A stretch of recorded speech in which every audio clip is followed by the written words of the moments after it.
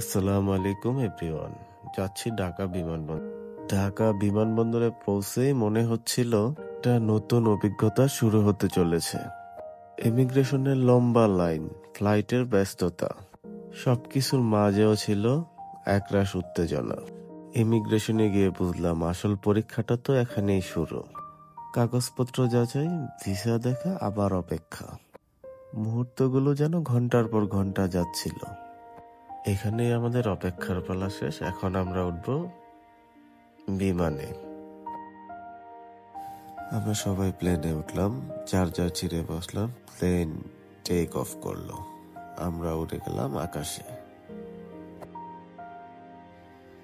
আকাশে ওঠার সাথে সাথে নিচে আলো ঝলমলে ঢাকা শহর ছোট হয়ে যাচ্ছিল, ক্রমশ ছোটই হয়ে যাচ্ছে, আর আমরা উপরের দিকে উঠেই চলেছি। মনটা একটু নরম হয়ে গেল কেমন যেন, কিন্তু সামনে যে নতুন অভিজ্ঞতা অপেক্ষা করছে তা ভাবলেই ভালো লাগছিল। আসলে আল্লাহর সৃষ্টি কত সুন্দর, এই ভিউ না দেখলে বোঝা যেত না। আর খালি চোখে দেখলে যে ফিলটা আসে, এটা আসলে ভিডিওতে দেখেও বোঝা যাবে না। সুবহান আল্লাহ, আল্লাহ এত সুন্দর সৃষ্টি দেখার সৌভাগ্য আমাকে দিয়েছে, আলহামদুলিল্লাহ।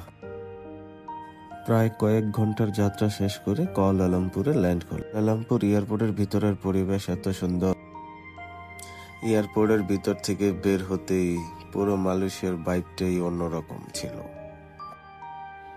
আমি মালয়েশিয়া এসে পৌঁছাই রাতের বেলা, তো রাতের ভিউটা নিতে পারি নাই, আন্তরিকভাবে দুঃখিত। আমি সকালে ঘুম থেকে উঠে ফ্রেশ ট্রেশ হয়ে বেরিয়ে পড়লাম শহরটা ঘুরে ফিরে দেখার জন্য। তো যাবো পেট্রোনাস টুইন টাওয়ারের দিকে।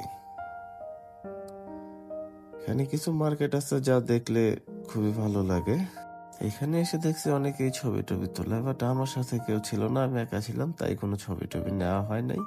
আমি একাই হেঁটে হেঁটে দেখতেছি, ঘুরতেছি, যাচ্ছি পেট্রোনাস টুইন টাওয়ারের দিকে। তবে মালয়েশিয়া এসে একটা জিনিস বুঝলাম, আপনাদের সাথে শেয়ার না করলেই নয়। বাংলাদেশের ইমিগ্রেশন যে পরিমাণ প্যারা দেয়, শুধু শুধু অযথা হয়রানি করে, এটা আমার আল্লাহর রহমতে মালয়েশিয়াতে হয় নাই। কোনো প্যারেশানি হয় নাই, উল্টাপাল্টা কোনো কথাই কেউ বলে নাই। মালয়েশিয়ার একটা মজার জিনিস হচ্ছে এই রোদ, কখন বৃষ্টি হবে কখন রোদ উঠবে কেউ বলতে পারে না। তাই একটা জিনিস খেয়াল করলাম যে সবাই এই রাস্তাটাতেই বিভিন্ন ফ্রুটসের দোকান, খাবারের দোকান, জুসের দোকান সবই পাবেন। এই শহরের ফুটপাতে যে মানুষগুলো হাঁটে, প্রত্যেকেরই আলাদা গল্প আছে। কেউ সুখে যাচ্ছে, কেউ দুঃখে যাচ্ছে, কিন্তু বাইরের চেহারা দেখে তা বোঝা যায় না। এ শহর তাদের গল্প বলে, কিন্তু শহর কাউকে বলে না। এ শহর মানুষকে শক্ত করে, কখনো হাসিয়ে কখনো কাঁদিয়ে। পেট্রোনাস টুইন টাওয়ারের সামনে দাঁড়িয়ে মনে হচ্ছিল শহরের নিজের গল্প নিজেই বলে দিচ্ছে। টাওয়ারের নিচে দাঁড়িয়ে উপরে তাকাতেই মাথা ঘুরে গেল, এত উঁচু। আশেপাশে বিভিন্ন মানুষ হাসি মুখে ছবি তুলছে, আর আমি দাঁড়িয়ে দাঁড়িয়ে ভাবছি আমি কাকে বলি আমার একটা পিক তুলে দাও। চলুন আমরা শহরের ভিউগুলো উপভোগ করি।